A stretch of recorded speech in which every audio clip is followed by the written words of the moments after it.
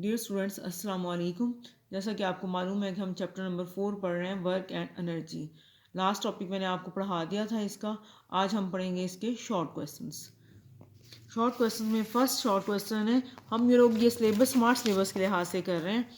First इसका short question है, a person holds a bag of groceries while standing still talking to a friend.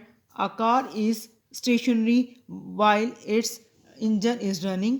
From the stand point of work, how are these situations similar. अब एक person, दो situations बताई गई हैं इसमें। एक सिचुएशन है कि एक पर्सन है, एक शख्स है जो कि बैग ऑफ ग्रॉसरीज जो है पकड़ के वो खड़ा हुआ है, जबकि दूसरी सिचुएशन और अपनी फ्रेंड से टॉक टॉक कर रहा है, बातें कर रहा है। और दूसरी सिचुएशन ये है कि एक कार जो है वो स्टेशनरी है, चल नहीं रही है, लेकिन उसका इंजन चल रहा है, रन कर रहा है।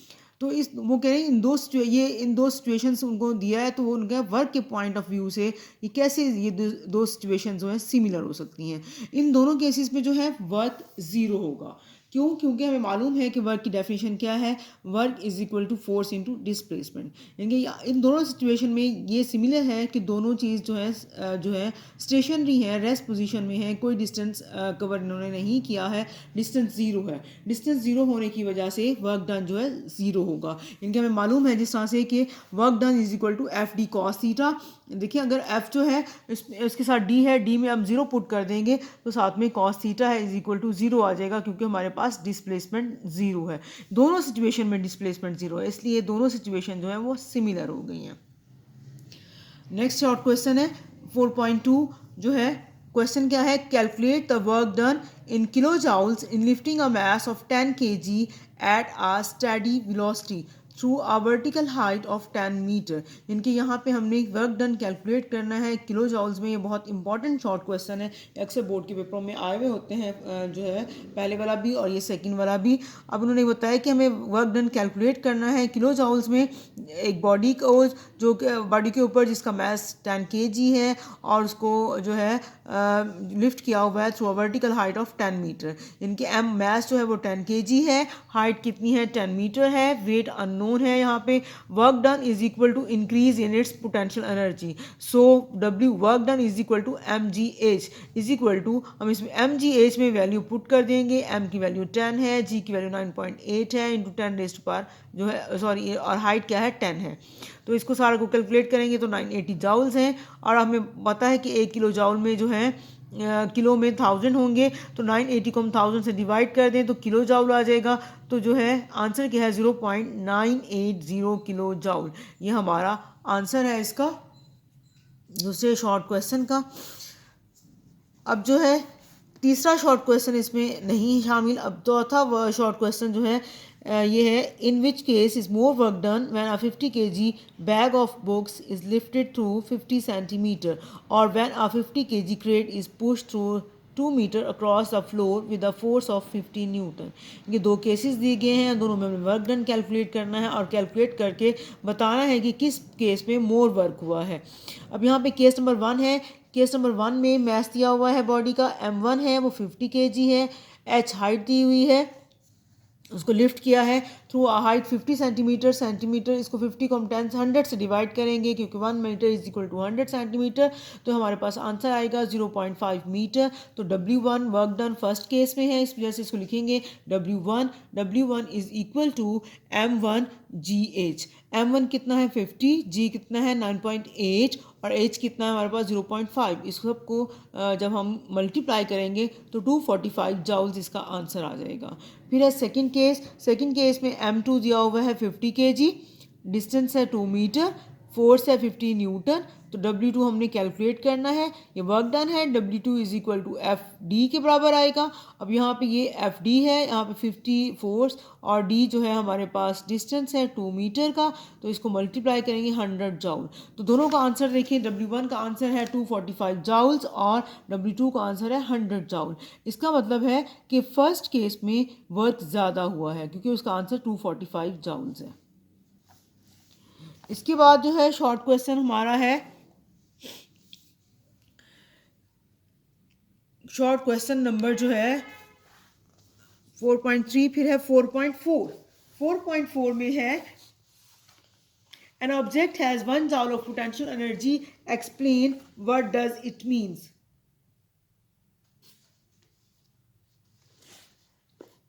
We know that हमें पता है कि एनर्जी को हम कैसे डिफाइन करते हैं. Energy is defined as the ability of a body to do work. So an object has 1 joule of potential energy means कि बॉडी की जो कैपेसिटी है वर्क करने की वो 1 joule है. समझ आ गई आपको कि किस तरह से है कि एनर्जी हम कैसे डिफाइन करते हैं. Ability of work to do work. So एक ऑब्जेक्ट जिसकी 1 joule ऑफ पोटेंशियल एनर्जी होगी उसका मतलब ये है कि बॉडी जो है 1 joule का वर्क करने की कैपेसिटी रखता है. इसके बाद जो है शॉर्ट क्वेश्चन नंबर जो है 4.7 है. When a rocket re-enters the atmosphere, its nose cone becomes very hot. Where does this energy comes from? इनके जब एक रॉकेट री एंटर करता है एटमॉस्फेयर में, इसकी नोज कोन हॉट हो जाती है. जो है हॉट होने की वजह से ज़ाहिर है कि उसको एनर्जी मिलती है, हीट मिलती है. तो वो कह रहे हैं हीट एनर्जी जो है कहाँ से आई है, वो ये क्वेश्चन पूछ रहे हैं. तो जब रॉकेट जो है री एंटर होता है एटमॉस्फेयर में तो उसको जो है फ्रिक्शन का सामना करना पड़ता है. अब फ्रिक्शन किस किस की होती है, क्योंकि एटमॉस्फेयर के अंदर डस्ट पार्टिकल्स भी हैं, एयर भी है, तो उसकी फ्रिक्शन का सामना करना पड़ता है डस्ट पार्टिकल्स की वजह से भी और एयर की वजह से. तो उसकी जो काइनेटिक एनर्जी होती है वो यूज़ हो जाती है अगेंस्ट द फ्रिक्शनल फोर्सेस के. कुछ काइनेटिक एनर्जी का कुछ पार्ट जो है वो हम इस फ्रिक्शनल फोर्सेस को ओवरकम करने के लिए वो जो रॉकेट है वो यूज़ करता है, जो कि कन्वर्ट हो जाती है इनटू हीट. इसी वजह से उसकी नोज कोन जो है वो हीट अप हो जाती है, हॉट हो जाती है जब वो एंटर होता है एटमॉस्फेयर में. फिर इसके बाद है 4.6 भी है इसमें. 4.6 क्या है, a ball of mass m is held at height h1 above a table. The tabletop is at a height h2 above the floor. One student says that the ball has potential energy mgh1, but another says that it is mgh1 plus h2. Who is correct?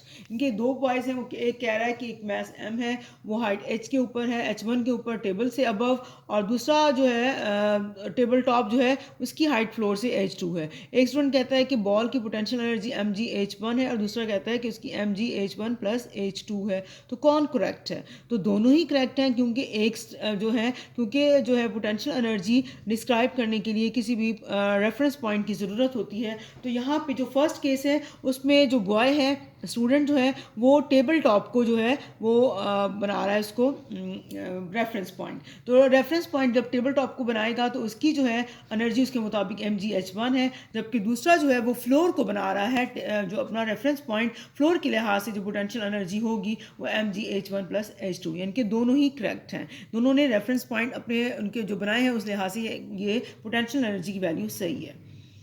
अब उसके बाद जो है 4.9. 4.9 में है, a girl drops a cup from a certain height which breaks into pieces. What energy changes are involved? इनकी एक लड़की है जो है कप जो है किसी हाइट से सर्टेन हाइट से जो है वो गिरा रही है, जो कि पीसीस में जो है ब्रेकअप हो जाता है कप जो है. तो किस तरह की एनर्जी चेंजेस उसमें आएंगी? तो एक कप जब जो है सर्टेन हाइट से फेंका जाता है, अब जाहिर बात है मैंने आपको पहले भी पढ़ाया था कि जब किसी बॉडी को हाइट से गिराया जाता है तो उसकी पोटेंशियल एनर्जी जो है वो डिक्रीज़ होती है और काइनेटिक एनर्जी बढ़ती है. इनके उसकी जो पोटेंशियल एनर्जी डिक्रीज़ होकर कन्वर्ट हो रही है काइनेटिक एनर्जी में, और जब ये कप हिट करता है ग्राउंड के साथ तो उसकी काइनेटिक एनर्जी होती है, पोटेंशियल एनर्जी ज़ीरो हो जाती है, और उसकी पोटेंशियल एनर्जी का कुछ हिस्सा तो जो है वो यूज़ हो जाता है जो है साउंड एनर्जी में, कुछ कन्वर्ट होता है जो उसके कप के पीसीस हो जाएंगे उनकी काइनेटिक एनर्जी में, और कुछ हिस्सा जो है इसका हीट एनर्जी में कन्वर्ट हो जाता है. इस तरह से उसकी जो है इस तरह की एनर्जी चेंजेस आती हैं, इस तरह की एनर्जी चेंजेस उसमें इन्वॉल्व होंगी. ये तो थे हमारे इस चैप्टर के शॉर्ट क्वेश्चंस. अब है न्यूमेरिकल प्रॉब्लम्स. न्यूमेरिकल प्रॉब्लम्स आसान है, मैं एक करवा रही हूँ आपको. अगर आपको समझ में आ जाता है ठीक, वरना जो है आप खुद से भी करने की कोशिश कीजिए इसको, और अगर ना समझ में आए तो फिर आप मुझसे पूछ सकती हैं. पहला क्वेश्चन है इसका न्यूमेरिकल प्रॉब्लम जो है, a man pushes a lawn mower with a 40 newton force directed at an angle of 20 degree downward from the horizontal. Find the work done by the man as he cuts a strip of grass 20 meter long. सबसे पहले तो आप इसका जो है data बना लें। Data कैसे बनाएंगे कि डाटा बनाने के लिए आप इसको पहले क्वेश्चन को दोबारा पढ़ें कि जो है मैन जो है पुश कर रहा है लॉन मूवर को विद द फोर्स 40 न्यूटन, यानी कि फोर्स कितनी है 40 न्यूटन की, directed at an angle of theta 20 degree, यानी कि थीटा कितना है 20 degree downward from the horizontal. Find the work done by the man as he cuts a strip of grass 20 meter long. Distance कितना दिया हुआ है 20 metre. अब हमने क्या फाइंड आउट करना है इस क्वेश्चन में, वर्क डन। हमें मालूम है कि वर्क डन जो है W किसके बराबर है, W is equal to F dot D, और F dot D is equal to F D cos theta. अब इनकी वैल्यूज पुट कर दें हम लोग, एफ की वैल्यू 40 है, डी की वैल्यू 20 है, इंटू कॉस 20 डिग्री आ गया। अब ये सारों को मल्टीप्लाई करेंगे तो हमारे पास वैल्यू आई है 751.68 जाउल्स। अब इसका अगर पॉइंट हम इधर ले जाएं तो ये आ जाएगा 10 रेज़ टू पावर में 7.5 into 10 raise to power 2 joules. ये इसका फर्स्ट जो है न्यूमेरिकल था इस चैप्टर का, जो कि मैंने आपको करवा दिया है। उसके बाद के जो न्यूमेरिकल स्मार्ट सिलेबस के मुताबिक हैं वो आप लोग खुद से देख लीजिएगा। अगर नहीं समझ में आए तो फिर मैं आपको करा दूँगी। ओके, थैंक यू, अल्लाह हाफिज़।